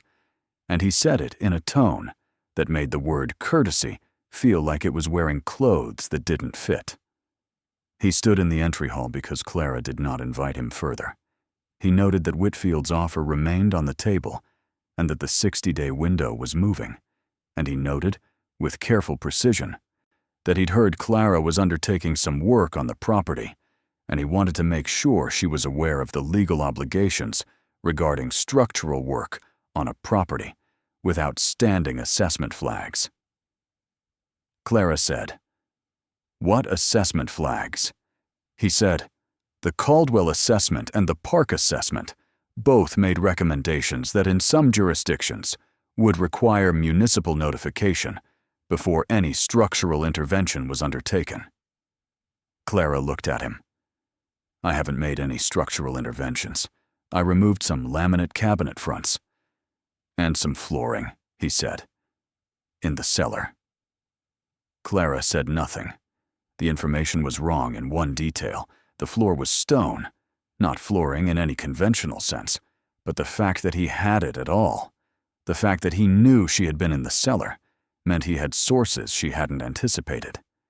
He said, "I just want to make sure you're protected. We'd hate for you to create any liabilities for yourself. Whitfield's offer is clean. No complications, no existing conditions. Full title transfer. Given the assessment history, that's genuinely the path of least resistance." Clara said, "Thank you, Colin. I'll be in touch if anything changes." He left without hurrying, which was itself a communication. She called Robert Aldrich as soon as the Whitfield vehicle turned off the drive. He said, "That's fast. They have someone watching the property." "Probably," Clara said. "How concerned should I be?" He was quiet for a moment. "The offer is legitimate in the sense that it's a real amount of money for real land. But if the contents of the cellar are what David thinks they might be, the land value is essentially irrelevant. Whitfield doesn't know what's in the cellar, or they'd have offered substantially more, or substantially less, depending on how they plan to handle it." Clara said, "What do I do?" "Document everything. Keep David moving on authentication. Don't talk about specifics to anyone outside this circle. And," Robert paused, "be prepared for the pressure to increase once they realize you're not going to sell." She did not tell Patricia. She did not tell Diana. She did not tell Kevin, who called twice that week to ask how the quote renovation was coming along, in the tone he used when he was trying to be supportive and didn't know how. She said it was progressing, which was the most accurate thing she could say without being specific. What she did tell Nora that evening after school was everything. Nora sat at the folding table with her hands wrapped around a mug of hot chocolate and listened to the full account, the letter from Thomas Hargrove, the coins, the paintings, David Liang's careful non-committal language, and the specific quality of the silence he'd fallen into when he unrolled the first canvas. She listened without interrupting, which was unusual for Nora, and when Clara finished, she was quiet for a moment. Then she said, "How much? Total. If everything is what David thinks it is." "I don't know yet. We need authentication." "But if it is," Clara said, Robert said he didn't want to speculate before authentication. David said a figure that would be in excess of everything else in the cellar combined, for the paintings alone. The coins are separate. The documentation makes the paintings potentially twice what they'd be without it. Nora thought about this. Can I look up what old Flemish paintings sell for? You can look it up, Clara said, but don't read the numbers to me yet. I don't want to build a story around a number before we know the number is real. Nora looked at her phone for a minute. Then she put it face down on the table. Clara said, "What?" Nora said, "I won't read them to you." They looked at each other across the folding table. Clara said, "It might still be nothing. Authentication takes time, and there are 100 reasons something can be worth less than it appears to be." Nora said, "Is that what you actually think?" "No," Clara said, "but I'm trying to be careful. That's different from what you actually think." Clara looked at the cellar door, standing open in the kitchen wall. She said, "What I actually think is that a man named Thomas Hargrove spent his life building something, and in 1944 he sealed it in the ground and hoped it would survive him, and it did. And 79 years later, his grandniece left it to me specifically, and I want to be worthy of how carefully he kept it." Nora was quiet. Then she said, "That's not really about the money." "No," Clara said, "it's not." The specialist in Victorian coinage arrived 9 days later. His name was Peter Ashworth. He was 62 and had spent 30 years working with British coins in a career that had taken him from London to Boston to a farm in central Vermont that he described as an accident of circumstance that had become an argument for staying. He looked at the coins for 2 hours and wrote a report on his laptop at the folding table and said, just before he left, that the coins were genuine Victorian sovereigns in what he classified as very fine to extremely fine condition, that the preservation from the oilskin and sealed environment was extraordinary, and that at current specialist market rates, the 12 crates would represent a realized sale value in the range of $1.4 to $1.8 million. He said this in the flat voice of a man who had learned to deliver large numbers without theater, because theater made people make bad decisions. Clara sat with the number for a moment. Then she thanked him, and he left, and she went outside and stood in the December meadow in her coat and looked at the stone walls and the skeletal sumac and the gatehouse, which looked exactly the same as it had looked 3 weeks ago. Its northeast corner still showing the stripped section of roof, its south wall still wrapped in the brown tracery of leafless ivy, its front door still slightly ajar. The same building that 2 professional assessors had recommended demolishing. The same building Marcus Holt's company had offered her $265,000 for, not because they cared about the structure, but because they wanted the road frontage and had no idea what the road led to. She stood in the cold for 10 minutes. Then she went back inside. The Middlebury colleague arrived with David Liang 4 days after that. She was a woman named Dr. Catherine Moreau, who held appointments in both art history and conservation, and who arrived with additional equipment in cases that required 2 trips from her car, and who went directly to the cellar without stopping for pleasantries, which Clara respected enormously. She and David worked together for 6 hours. They photographed, they sampled, they used instruments Clara didn't recognize on the canvases one by one, and they spoke to each other in the low, careful tones of professionals engaged in something requiring full concentration. Nora had come home from school and was doing homework at the kitchen table, and occasionally appeared in the cellar doorway to observe, and Dr. Moreau had acknowledged her once, with a look that was assessing but not unkind. At 4 o'clock in the afternoon, David and Catherine came upstairs and sat at the folding table, and David poured coffee from the thermos he'd brought, and they looked at Clara. David said, "We want to be careful with language. Definitive attribution requires laboratory analysis of pigments, ground composition, nor canvas fiber, and in some cases, dendrochronology if panel is involved. This canvas. Preliminary findings only. Clara said, I understand. Catherine said, the technique is consistent with late Flemish Golden Age, late 16th to mid-17th century. The palette, the ground application, the quality of the brushwork visible at the edges. She stopped. The subject is a domestic interior, the handling of light entering from a window onto a tiled floor. It is, in composition and execution, very closely aligned with works produced in Delft in the third quarter of the 17th century. Clara looked at her. How closely aligned? Catherine said carefully. Closely enough that we need to complete the laboratory analysis before we say anything further. David said, there are 8 cylinders. Yes, Catherine said. I'm aware. Clara said, if it is what you're suggesting it might be. Specifically. 1 painting. Catherine looked at David. David looked at his coffee cup.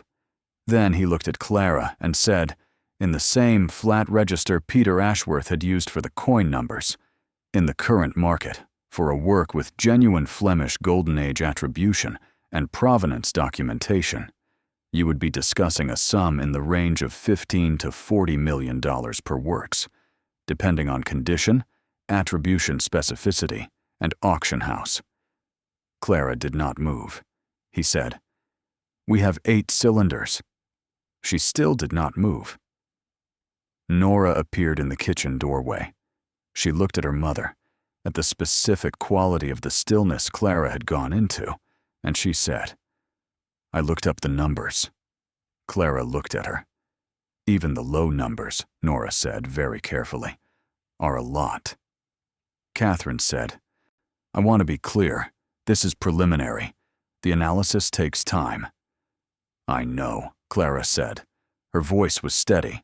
How much time? 3 weeks for the basic panel. 6 for full chronoanalysis. But, Catherine paused, I can tell you that what I saw today in that cellar is unlike anything I have seen outside a major museum collection. And I have seen a great many things in 30 years. David said, the provenance documentation in the tin trunk. Clara. What? He looked at the trunk, which they'd brought upstairs and placed in the corner of the kitchen. We've been through it. Thomas Hargrove's documentation is comprehensive. Bills of sale, dealer correspondences, some shipping manifests. He acquired these over a period from 1895 to 1939 through reputable dealers in London and Brussels. The documentation is largely intact. Given what we're looking at, that documentation may be as significant as the works themselves. Clara looked at the trunk in the corner, at the brittle leather handles, at the domed lid. She said, he kept everything. David said, he was a methodical man. Clara thought about Thomas Hargrove's letter, the handwriting forceful and clear even across the decades, the November 1944 date, and the failing health, and the man who had died in France, and the gatehouse he trusted to hold. And she thought about the word methodical, and what it meant to be methodical when you were running out of time, when you were sealing something into the earth that you would never see recovered, trusting the earth and the stone, and a building built by your father to outlast whatever came next. Outside, a car slowed on the road. Clara went to the window. The Whitfield SUV, a different one than before, sat at the end of the drive for a moment before moving on. Just sitting. Just noting. She watched it go. David followed her gaze. They're watching, Clara said. They've been watching. Do you have legal representation beyond Robert? Robert has a litigation colleague in Burlington he's already spoken to. We anticipated this. Good. David's voice took on a different quality. Because once the authentication results come back, once this becomes documentable fact, rather than preliminary assessment, you will need it. What is in that cellar is worth protecting, not just monetarily. She looked at him. What else would it be worth? He thought about it. History, he said. When Thomas Hargrove and his father built something in the middle of Vermont in the 19th century and protected it from institutions they didn't trust and sealed it in the earth when there was no one left to leave it to, and hoped the building would hold. And it did. And now it's yours.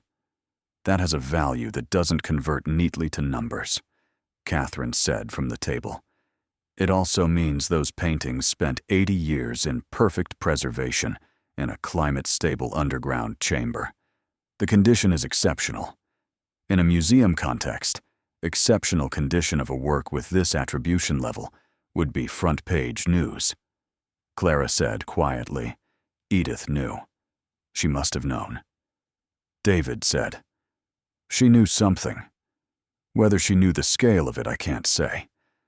But she knew enough to leave it to someone she believed would look rather than sell. Clara thought about the Christmas card.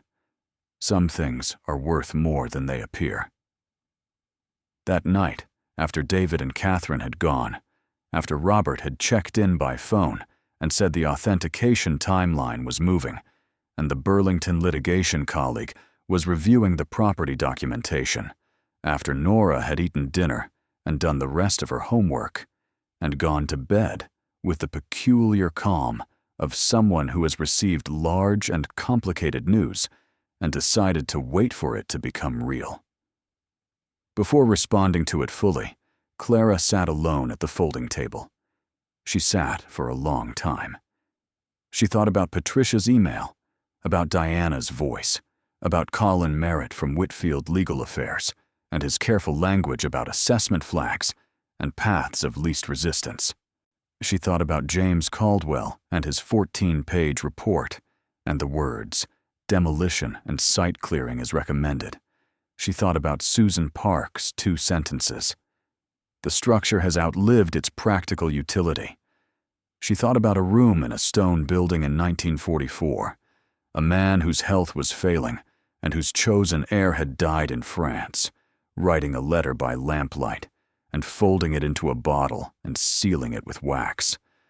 Trusting the building to hold, trusting the stone, trusting whoever came next, whoever had the right kind of eyes, to look at the floor rather than the roof, to see what was below rather than what was above, to understand that the thing every assessor called worthless was the thing that everything else had been built around. The Gatehouse had been worth demolishing to everyone who looked at it, until it wasn't. Clara sat at the table and thought about the specific kind of courage it took to refuse the obvious answer, when the obvious answer was very loud and very insistent, and backed by professional opinion and 60 days of deadline, and a family who loved you enough to catalog your debts and clip them together with a paperclip. She thought about Nora saying, "We are in the cellar. It is already tonight. Give me the pry bar." She thought about wide pine floors and wavy old glass, and a view from a gable window across a Vermont December meadow that had made her feel, for the first time in 11 months, curious. Then she went to the cellar door and looked down the stairs into the dark, and thought about Thomas Hargrove, who had kept faith with something when keeping faith was the only thing he had left to do. She said out loud, or to no one or possibly to someone, "I'm not selling." The Gatehouse settled quietly around her, the way old stone buildings settle in winter, with the small sounds of contraction and the deeper sounds of permanence, the sounds of something that had been built to hold and had done exactly that for 173 years and was not planning to stop. She went upstairs. She checked the locks on the doors. She checked the windows. She thought about the Whitfield SUV sitting at the end of the drive, watching, noting. She stood in the hall for a moment outside Nora's door and heard the even sound of her daughter sleeping. Then she went to her own room and lay down and looked at the ceiling and did not sleep for a long time, but not because she was afraid. She was thinking about what came next. That 3 weeks and 4 days after David Liang's first visit to the cellar of the Hargrove Gatehouse, his phone rang at 7 in the evening, and the voice on the other end was Catherine Moreau, who had received the preliminary laboratory results. David called Clara at 7:15. He said, "Clara, sit down." She was already sitting. She had been waiting for this call with the specific tension of someone who has placed all their remaining faith in a single outcome and is waiting to learn whether faith was sufficient. She said, "Tell me." He said, "The pigment analysis is consistent with 17th century Flemish linseed oil-based paint. The ground preparation is consistent with period practice. The canvas fiber is consistent with the period. The craquelure pattern is consistent with genuine age and inconsistent with artificial aging processes." He paused. Clara waited. He said, "2 of the 8 works have been sent for secondary analysis. The remaining 6 are being assigned to specialist catalogers with attribution expertise. But, Catherine's exact words, we do not believe these are copies or reproductions. We believe these are original works of the Flemish Golden Age in extraordinary condition." Clara said nothing. He said, "One of the 6. Clara. One of the works, the domestic interior with the tiled floor and the window light. Catherine has been consulting with colleagues. There is a documented work that has been classified as lost since 1940. It was removed from a collection in Brussels under unclear circumstances during the German occupation. It has been listed in the Art Loss Register for 83 years. The description in the historical record matches what is in this cylinder with a specificity that—" He stopped. Clara. She used the word extraordinary twice in the same email. Catherine does not use the same word twice. Clara pressed her hand against the table surface. She could feel the grain of the wood through her palm, the specific texture of the old pine, the grooves left by 60 years of meals and work and weather. She said, "What is it worth?" He was quiet. She said, "David." He said, "The lost work in question sold in 1929 for what was then a record price for a Flemish work. The Art Loss Register estimate, which is conservative and uses historical precedent, is $42 million. But, and this is a very significant but, the current market for this level of attribution is substantially more active than any historical precedent. And we have 8 cylinders." Clara sat at the folding table in the kitchen of the Hargrove Gatehouse in the middle of January in Vermont and thought about $42 million and 7 more cylinders and a tin trunk full of documentation and 12 crates of Victorian gold sovereigns and a Christmas card taped to a refrigerator she no longer lived in front of. She thought about 2 structural assessments recommending demolition. She thought about the specific sound of a paper clip. She said, "Are you certain?" He said, "I am as certain as the laboratory analysis permits at this stage. Full attribution will take longer." "But Clara." "Yes, I am certain." She set the phone on the table face up and looked at the ceiling. The plaster ceiling with its long diagonal cracks that had not fallen in 173 years. And she breathed in and out twice, slowly, and felt the particular quality of a silence that was not empty. Then she picked up the phone. She said, "Call Robert. Tonight. We need to talk about what we do next, because the thing about being the right person, Clara had come to understand. In the weeks since she'd stood in a cellar with a flashlight and seen a floor that was different from the floor around it, the thing about being the right person was that it didn't end with finding the thing. It ended with knowing what to do with it. And that was an entirely different and considerably more complicated skill. She went to the cellar door and stood in it for a moment, looking down at the dark. The chamber was down there, still open, The crates, and the cylinders, and the tin trunk, and the empty bottle with Thomas Hargrove's letter in an archival sleeve in Robert Aldrich's filing cabinet. 8 cylinders that had been rolled and sealed and trusted to the earth in 1944 by a man who did not live to see them found. Clara stood in the doorway. Then she heard Nora on the stairs, coming down from her room, not asleep after all. Nora appeared at the top of the cellar staircase and looked down at her mother and said, "David called." "He called you? How?" "He has your number in case he couldn't reach you. He called 5 minutes after he called you." She paused. "He told me the number." Clara looked at her. Nora said, in a voice that was entirely steady, very deliberately steady, the voice of a 13-year-old holding herself together by the specific effort of deciding to, "I told him I already knew, that you'd explained it." "Why did you tell him that?" "Because I didn't want to have the conversation with him." She paused.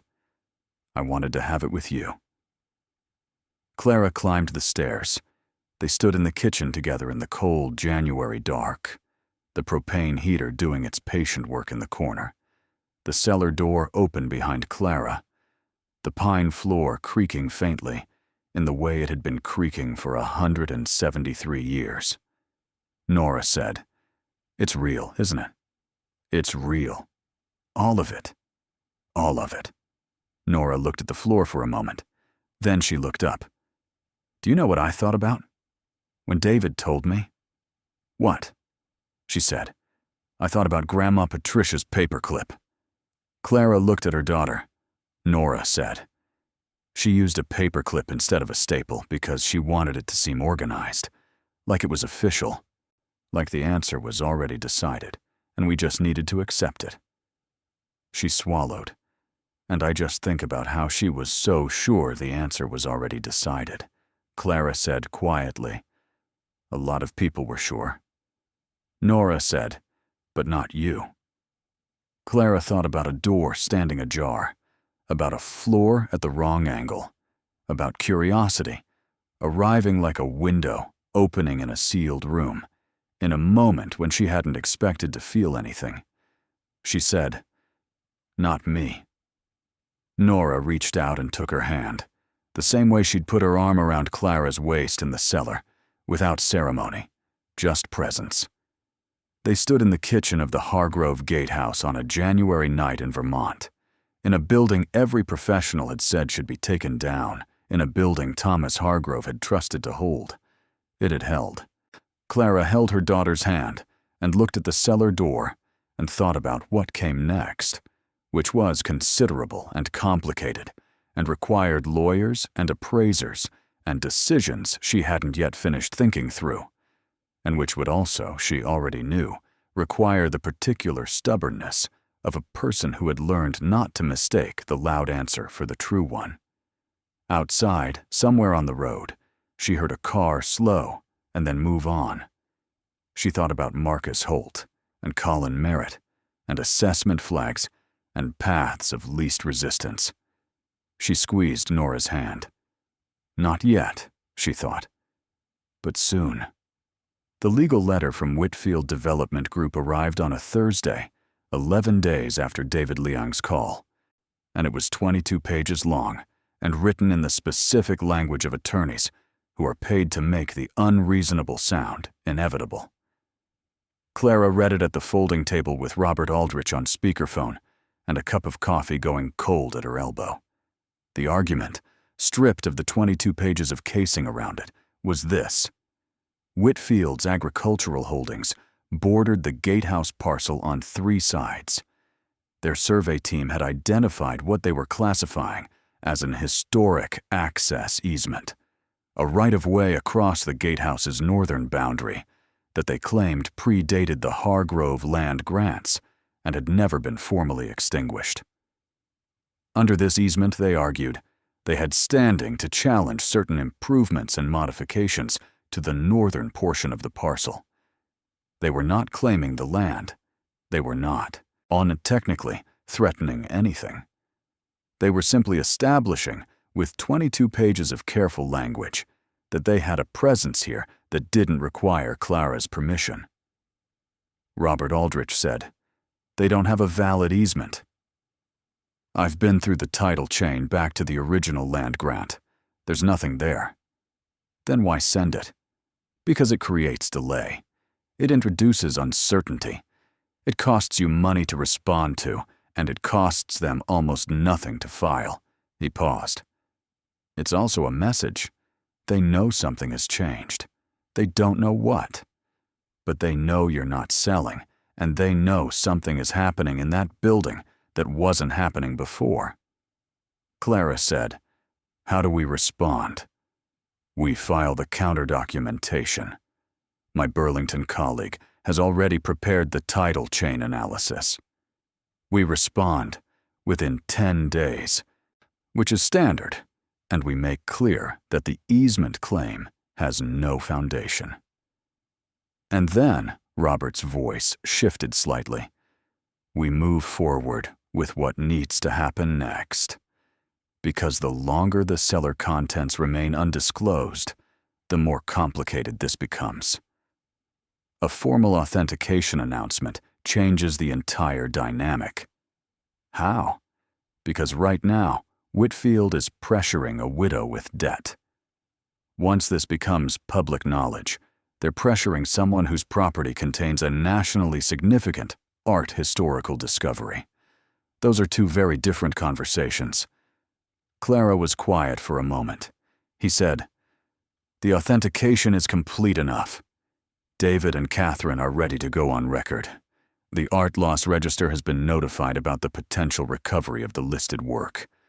Clara, there are families involved, of people who lost things in Brussels in 1940. They've been waiting 80 years for this." "I know," she said. "The announcement needs to happen." "I know," she said again. She told Nora that evening. They sat on the window seat in the parlor, the one with the old wavy glass that made the meadow ripple, and Clara explained what Robert had said about the announcement, about the families, about the 80 years. Nora listened and then said, "So we don't get to keep them?" "The paintings?" "No. The Art Loss Register works with original owners' families. Restitution is the standard outcome for confirmed looted works." Nora thought about it. "Is that okay with you?" Clara looked through the wavy glass at the January meadow. She thought about a man writing a letter in 1944 and sealing it in the ground, and hoping whoever came next would be worthy of how carefully he'd kept things. She said, "Thomas Hargrove acquired them legitimately. The documentation proves that. Whatever happened after his death, after the estate was broken up, after the war, those works ended up displaced. The families they belonged to deserve to know where they are." Nora said, "But we don't get anything from that part. The coins are different. The sovereigns are undisputed. And the 2 cylinders that weren't listed on the Art Loss Register. David says those are almost certainly attributable but unlooted. Those stay with the estate. How much is that?" Robert's estimate, conservative, is between $8 and $12 million for the non-restitution works at auction, plus the coin collection. She paused. "Plus whatever the restitution families choose to offer in gratitude, which is sometimes substantial, but which we can't count on and shouldn't expect." Nora was quiet for a moment. Then she said, "That's still a lot." "It's enough," Clara said. "It's more than enough." The announcement happened on a Tuesday in February, coordinated between Robert Aldrich's office, David Leong, Catherine Moreau, and the communications office of the Art Loss Register, which had experience managing this kind of disclosure. The Associated Press wire picked it up within 3 hours.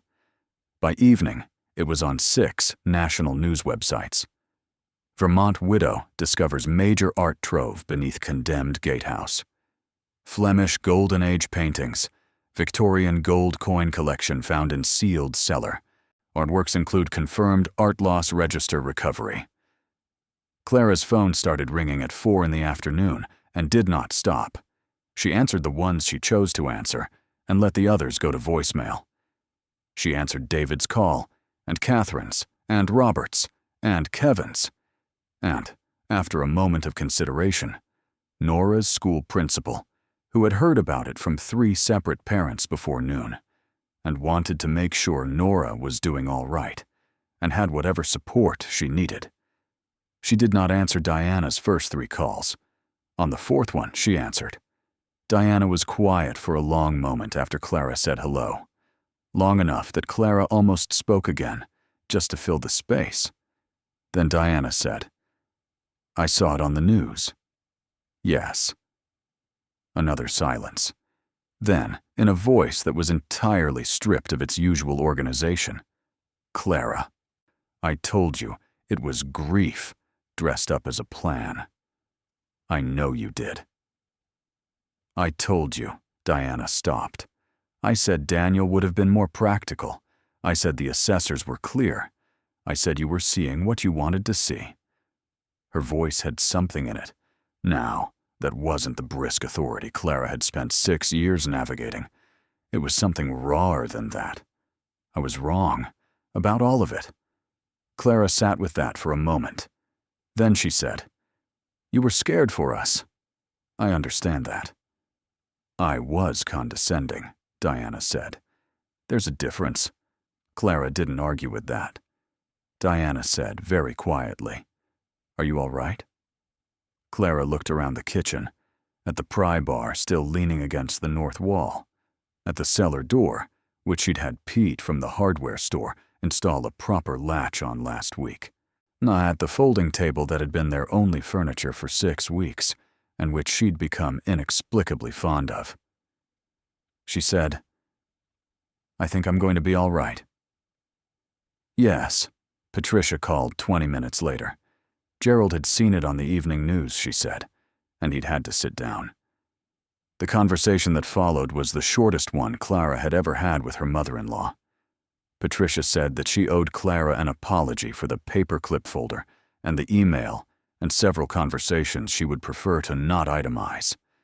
She said it with the specific difficulty of a woman who had been certain in the wrong direction for 6 months and was now measuring the distance she'd traveled in that direction. Clara said, "Thank you for saying that, Patricia. I mean it." Patricia said, "We'd like to visit, if that's all right, whenever you're ready for visitors." But Clara said, "Come in the spring. The meadow is something in the spring, I'm told." The one call she hadn't anticipated came 2 days later, from a number she didn't recognize, a Burlington area code. The voice on the other end was an older man's voice, careful and slightly formal, and he introduced himself as Ernst Vandermeer. He was calling from Amsterdam. He explained, in English, that was precise and slightly accented, that his grandmother had been born in Brussels in 1921 and had left in 1939 with what she could carry, which was not much, and had built a life in the Netherlands and later in Canada, and had died in 2003 at the age of 82, believing that the painting her father had purchased in 1927 and which had vanished during the occupation was gone for good.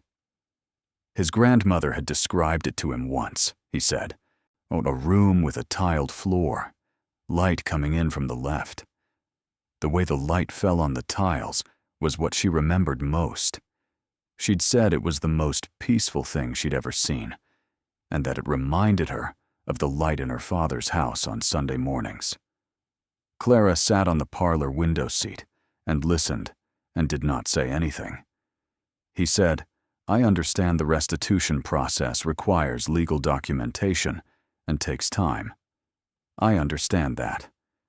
But I wanted to call simply to say that my grandmother spent 60 years thinking about that painting, and now we know where it was. We know it was kept safely. We know it survived." He paused. "That matters. Regardless of what comes next. That matters enormously." Clara said, "There's a letter in the cellar. From Thomas Hargrove, the man who sealed it. He writes about the care he took." "I'd like to send you a copy." Ernst Vandermeer said, "I would be very grateful." Clara said, "He was a methodical man. The documentation for each work is complete. He kept everything." Another pause. Then he said, "Tell me about the Gatehouse." So she told him. She told him about the Vermont granite and the wide pine floors and the wavy old glass and the ivy on the south wall and the front door that stood perpetually ajar and the floor in the cellar that was different from the floor around it if you knew how to look, and the letter in the bottle sealed with wax, and a great-aunt she'd barely known who had left her the one thing that turned out to be everything. He listened to all of it. When she finished, he said, "Your great-aunt sounds like she understood something important." Clara looked through the wavy glass at the meadow. She said some things were worth more than they appeared. He said, "Yes." She was right. James Caldwell of Caldwell Property Assessment didn't call. But his 14-page report, which had recommended demolition of the structure as its primary conclusion, circulated widely on social media in the weeks following the announcement, shared by people who found it satisfying to read the phrase, "Site clearing is recommended in the context of a property now identified as housing one of the most significant private art discoveries in New England in decades." Clara did not participate in any of that. It didn't require her participation to mean what it meant. Marcus Holt from Whitfield Development Group called Robert Aldrich's office, not Clara's phone. Robert's office. He said they'd be withdrawing the easement claim, that there'd been an internal review and the historical documentation didn't support the position they'd taken, and he wanted to make sure there were no hard feelings. Robert called Clara afterward and told her. She said, "What did you say?" He said, "I told him I'd pass that along."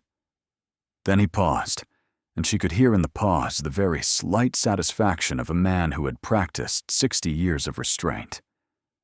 "I may have also noted that the 60-day offer window had long since closed," Clara said. "Good." The coin auction happened in April in Boston through a specialist numismatic house that David Liang had recommended, and that handled the sale with the unhurried precision of people who understood that this was not just a transaction. The Victorian Sovereign Collection, for 3,600 coins in the preservation condition that Peter Ashworth had classified as exceptional, realized $1.6 million. The two non-restitution Flemish works went to private sale through a London dealer Catherine Moreau connected them with, and the combined sale produced $9.2 million, which was at the higher end of what Robert had projected, and which arrived in Clara's account in the specific way of life-changing money, which was quietly and with paperwork. She paid the medical debt first. All $94,000 of it in a single transfer, and she stayed on the phone long enough to get confirmation, and then she hung up and sat in the kitchen in the chair she'd bought to replace the folding table, and she felt the weight of 11 months of second and fourth Tuesday phone calls lift from somewhere in her chest that she hadn't realized was still carrying it. She set up a college fund for Nora, with enough in it that the question of how to pay for it would never need to be the reason for a decision. She set aside a portion for the Gatehouse restoration, not cosmetic restoration, not the kind that made old things look new, but the kind that made old things last. A structural engineer, not Caldwell, came and assessed the northeast roofline, and the work that followed was done by craftsmen who understood the particular grammar of 19th century Vermont granite construction, and who treated the building, to Clara's enormous relief, as a thing worth preserving rather than a liability to manage. The ivy on the south wall she left largely alone, removing only the sections that had begun to infiltrate the window frames. The rest she kept. It was part of what the building was. It had been there longer than she had. She called Pete at the hardware store and bought 2 lengths of copper pipe and a proper kitchen sink, and a range with a gas connection, and she spent a week in the kitchen that had been a harvest gold disaster in 1970, and made it into something that felt like itself, which was old and deliberate and specific to this place, and no other. Nora painted her room yellow, a specific yellow she'd been researching for 2 months, a warm one that caught the morning light from the east window and held it through the afternoon. She put her drawings on the walls, not taped, but framed, 7 of them. The progressive sketches of the Gatehouse from broken to repaired that she'd made in the first months, which Clara thought were the most honest document of what this year had actually been. Robert Aldrich came for dinner in May, the first proper dinner Clara cooked in the new kitchen, and he sat at the pine table and ate pot roast, and looked around at what the house had become and said, Edith would be pleased. Clara said, "Do you think she knew? How much was there?" He turned his wine glass in his hands.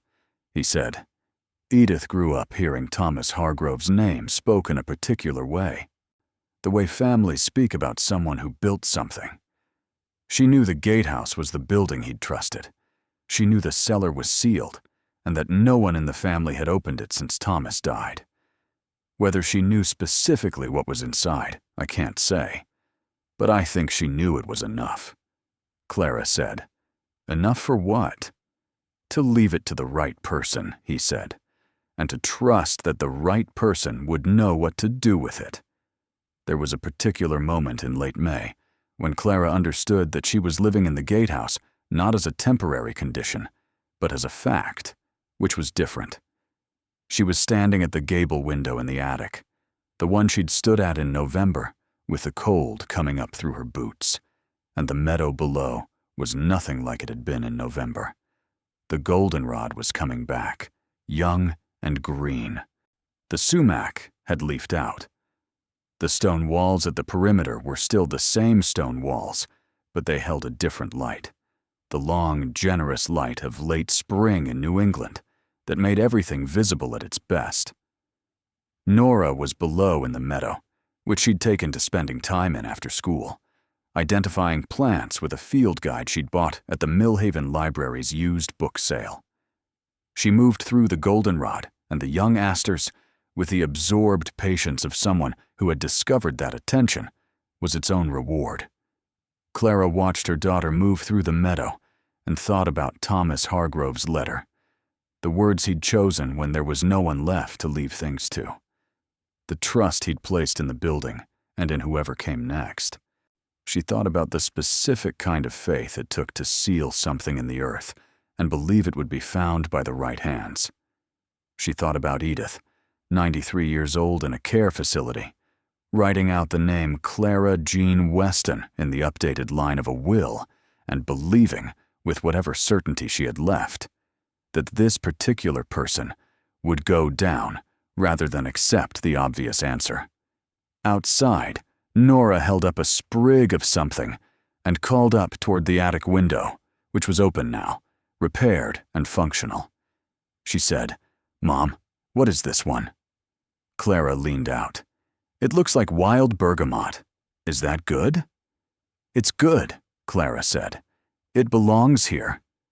Nora looked at the sprig and then at the meadow around her, which was her meadow now, which belonged to both of them, which no one could take with a paperclip or a structural assessment or a 60-day deadline and a company SUV idling at the end of a drive. She put the sprig in the pocket of her jacket. Clara stood at the gable window and looked out at the hills and the fields and the property line marked by the stone walls that Josiah Hargrove had laid in 1852, and she felt, not for the first time, but perhaps for the fullest time, what the word inheritance actually meant. Not what you were given, what you were trusted with. There was a difference, and the difference was everything. The Gatehouse settled around her in the easy way of late afternoon, the granite cooling as the sun moved, the old pine floors quiet underfoot, the east windows full of the particular golden light of Vermont in May. The cellar door in the kitchen wall stood closed and latched now. The chamber below properly documented and empty. Every crate and cylinder and tin trunk accounted for and processed and sent where it needed to go. But the building remained, still standing as Thomas Hargrove had believed it would, still holding as it had been built to do. And Clara Weston, 41 years old, a widow with wide plank floors and wavy old glass, and a daughter who named wild bergamot in a meadow that belonged to them, stood at the gable window of the Hargrove Gatehouse and understood that the most important thing she had done in the worst year of her life was refuse to mistake the loud answer for the true one. The surveyors had seen a liability. She had seen a floor. Thank you so much for watching until the end. If you loved this story, check out the other videos on your screen now. I think you'll really enjoy them. And don't forget to subscribe if you haven't already. See you in the next story.